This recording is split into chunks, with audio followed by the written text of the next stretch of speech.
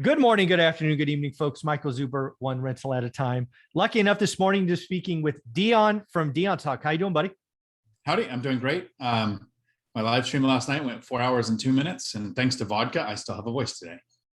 4 hours and 2 minutes. I don't know how you do it. There were some killer questions. I was really happy with who showed up. It was awesome. That's awesome. Well, kudos to that. Again, what channel and when and where do you go live?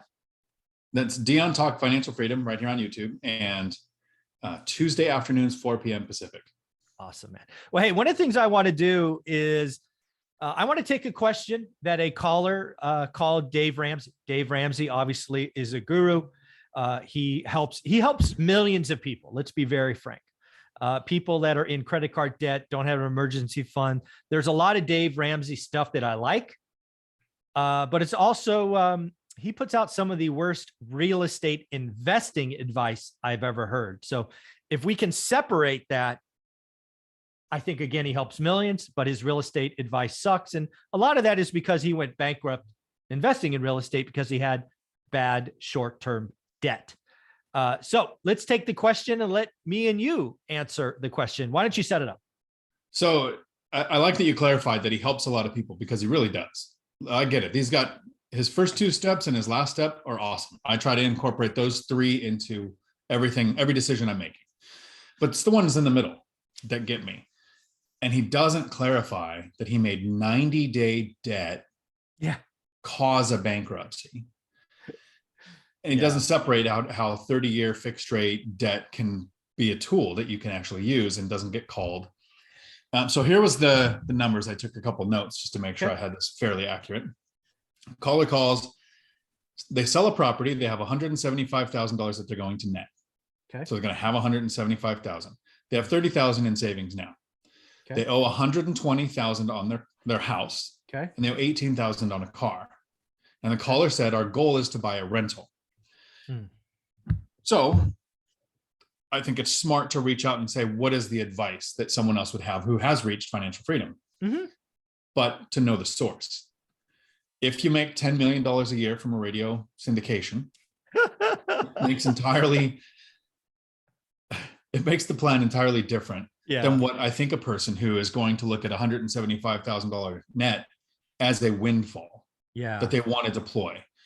So Dave Ramsey's advice was, of course, following along with his rules, don't buy a rental, pay off your house, pay off your car, save until you can buy a rental in cash, but only do that if your primary house is already paid off. So debt averse that if this person followed that advice, the average person who makes $100,000 a year is going to still take several years to save up for one rental as prices are continuing to climb. Let's just be real. The average person that listens to that advice will never own a rental. Never, ever. Never, ever, ever, ever, ever, ever, ever, ever, ever. No, it just won't own it. It just can't. It's going to take them forever to pay off the house. By the time they pay off their house, they're almost, retired. It's going to be such a dream that never came to bear. It's, it's terrible. So I've listened to a lot of Dave Ramsey calls, and again, he's trying to answer them in, I don't know, 60 or 120 seconds. So we have the luxury of time because this is my show, not his show.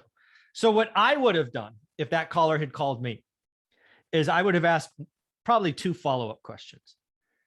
One, what is the debt? And I'm going to pretend you're the caller, right? Okay, great, Dion. Thank you for calling. Congratulations.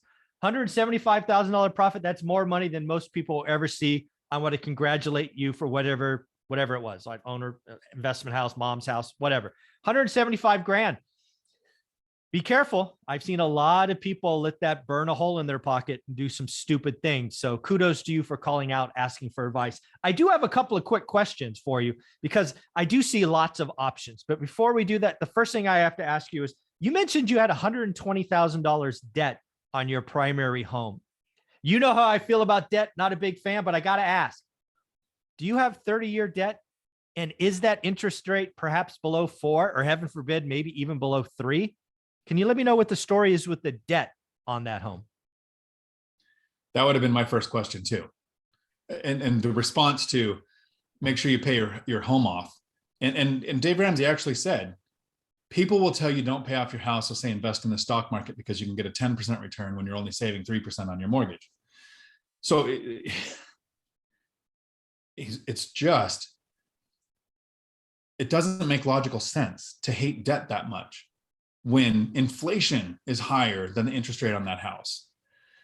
And the question that I would have started with would have been, before you sell a property and you think you're going to net any money, when you sell, do you have a place to deploy those funds that's going to get a return that's good enough to justify the sale of the property in the first place? Yeah. That would have started before we've sold the property. Now we have 175,000. Yeah. True. Yeah. I didn't assume that we could go back in time. Right. But yeah, that would have been like, yeah. So let's just play this out. Give me a number. And we've been extremely low. Let's assume they refied. Pick a number. 3%. If they refied last year, it would be at 3%. All right. Wow. 3%. I got to tell you, I personally think the Federal Reserve gave us a gift. I think that's a gift we likely won't see back. And even if we did, it's going to be years from now. I think that 3% debt is actually going to prove to be an asset for you. Inflation is 8.5. You actually have negative interest rate on your debt. So congratulations. I would not be in a rush to pay off 3% interest debt. Now let's talk about that car. Another significant loan. It's $18,000. I got to ask the same question. What is the interest rate on that car loan? Did you get one of those 0% loans, or are you paying 9%? What's going on? Yeah, I wouldn't actually have the answer to that. I would hope they're not paying a lot. So 2 scenarios then. What if it's 0? What if it's not? So to me, if the interest rate on the car loan is above 5%, I pay it off. Just pay it off, right? It's one less thing to worry about. If you're calling Dave Ramsey, you lean towards less debt. If the interest rate is 0, and I've gotten 0% car loans before, and I've gotten 0.9, I am not in a rush to pay anything off on car loans. Anything less than 3%, it's a gift. It's a gift. But if it's 5% or above and you're already uncomfortable with debt, all right, stroke the check. You've taken roughly 10% and you've gotten rid of a payment. No big deal. So let's assume you do pay off the car loan. So now you have roughly 160 grand, right? One more question. Well, I think it's what, step 2 or step 3 in my, I don't know, baby steps or whatever the hell I call these things. Tell me about your emergency fund. Do you have one? If so, how much? What's going on there? That's the next thing I'd ask. Yep. The caller had that inserted in there. He has 30,000 in savings. So he has the emergency fund. Awesome. Done. Perfect. Now let's talk about rental properties. Because for me, I think getting in rental property today is at least something to consider. We are at extremely high prices, so don't get it twisted. It's going to be hard. Interest rates are rising, which will make it tougher than it would have been last year without question, but it's still not impossible, right? So what I would tell you to do is you need to start researching your money. So the first thing I want you to do is take this $160,000, put it somewhere in an interest-bearing account where you don't touch it. I generally recommend go open a brand new bank account at some bank you have no relationship and forget it's there, because you probably have 3 to 6 months of real work ahead of you.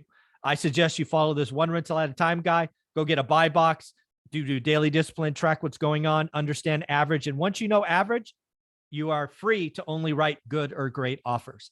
But you've got to get that money out of your purview, because lots of people who call me are going to spend it on something. It's like, it's more money than they've seen.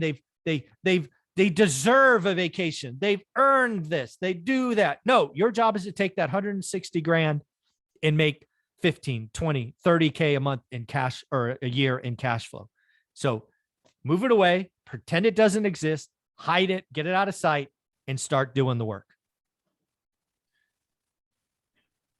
I like that you have the learn your market before you just go buy a rental. A lot of people would say, well, here's how the math works. You take this much money down, you'll be able to get this with this much debt and have this much cash flow. I would put a Dion twist on it. Good. Do it. So I would ask the caller, you currently have a house you owe 120,000 on. Mm-hmm. If you found a house exactly like yours, would you pay $120,000 for that as a rental? Ooh. Because now you can do that. Buy another house with your 160 that you have, keeping 30,000 in reserves. low owner occupied, down payment, best interest rates you can get right now. Turn your current house into a rental. You're technically buying that as a rental for $120,000. What's the mortgage on that look like? Probably a lot better than the $300,000 or $400,000 that houses are costing now. And you've turned that into a great rental, which is literally, Mike, exactly what I did. I owed $121,000 on my house when I moved into the apartment and started renting it out. That's awesome. That's funny. And then house hack. And I know most people don't want to hear, I don't want a house hack. I don't want to share space. Fine. Buy a single family house that you might turn into a rental later. Yeah. Or house with an ADU. So you're not sharing living space. I think that's genius. Right. So that would be my twist to it. And I think on his show, he has I hear people talk about it all the time, but I must miss the episodes where they do it. Their freedom scream or something where they go, I'm debt free. So they scream. Yeah. I've heard about it. I think we should have one rental at a time, $1 million in debt scream. Because yay, I'm $1 million in debt. Yeah. I know, because that's when I reached $1 million in net worth, was when I reached $1 million in debt. Yeah. Maybe.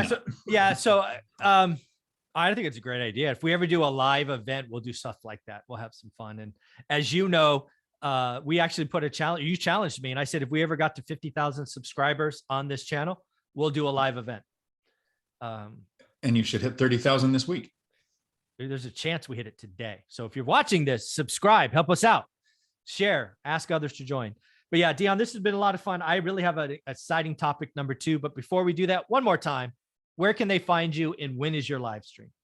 Right here on YouTube, Dion Talk Financial Freedom. Live streams are Tuesdays at 4 p.m. Pacific, and they last as long as the questions do. 4 hours and 2 minutes. Woo! Thanks, brother. Ciao.